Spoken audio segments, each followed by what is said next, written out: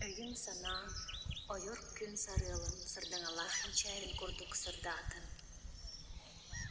Ürüm gün sürükte karışının subuya sıyvıt kurduk o hatın. Çara soğuğum giyeheni gün siyerkilen uğrun kurduk nalıydın.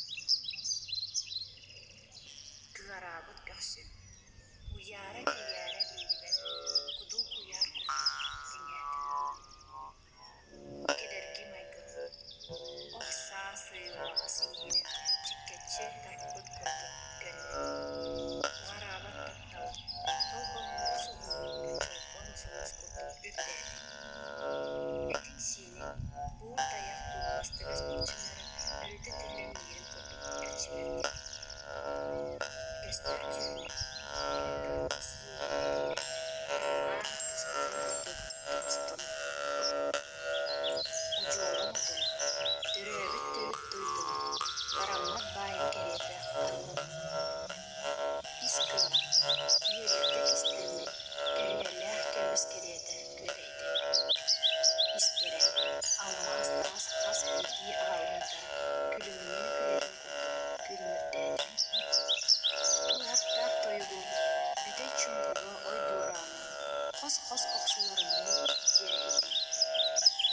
Çubdara rogum, köyrege çiçeğim sayını kuyasın, cirbini dayan kurduk, cırıladı. Ayınlar ile dörevit dörü duydular, canın sergen tohuga, köştü orguydun. Ular hamlı, saskı kömürünü, düğü örülünü, kağılı anyan herin kurduk, anlatın.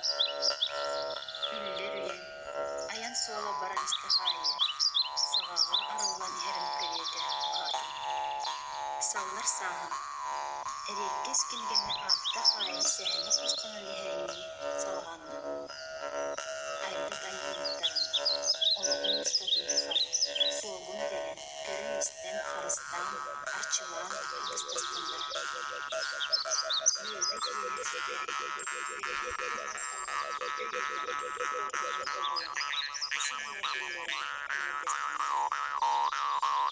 Setiare nontoran, alli tigita bulanın, tirbiyenler aldan, kançeri çakasıttık sürüz bulan oguydun.